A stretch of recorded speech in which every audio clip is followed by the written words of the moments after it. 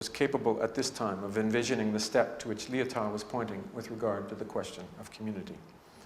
This step was what Blanchot had named le pas au-delà. Adopting a more psychoanalytic inflection, Lyotard evoked a relation to the thing, la chose, insisting that it cannot be represented in any discourse, philosophical or political, even if it haunts every construction, including the self-representation of the polis. I quote, "The thing, la chose," it's very Lacanian, if you will. It also appears in Blanchot, but it's more psychoanalytic. "The thing, la chose, has no place, not having taken place, and being present only outside representation. In death, in birth, one's absolute and singular dependency, which prohibits any instantiated disposition of oneself from being unitary and total. I could just as well say sexual difference, in the most radical sense of a heteronomy that does not belong to the time-space of representation. This is why it can hardly be felt in the soul of the polis." End quote.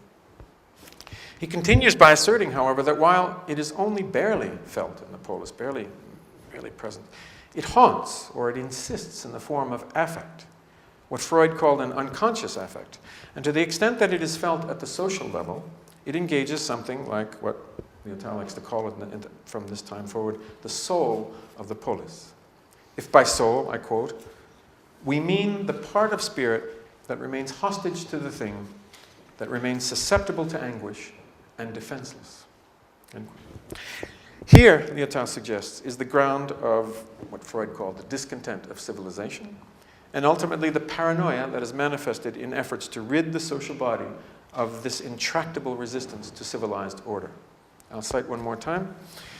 The discontent of civilization, the sharp and vague feeling that the civilians are not civilized and that something is ill-disposed towards civility, all this easily engenders the suspicion that plots are being hatched. Also engendered are trials, the denunciation of scapegoats, the exclusion of the xenos, the accusations made against opposing parties, slander, heuristics, and the idea of revolution too. Polemos is not the father of all things. He is the child of this relation of the mind to a thing that has no relation to the mind. And polemos, too, is a way for the mind to forget it, to forget the coitus impossibilis that engendered it and never stops engendering it.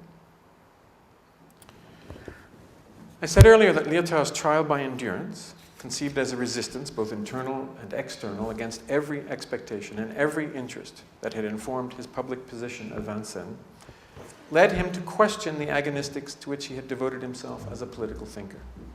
By the time he wrote the words I have cited, he had reached the Levinas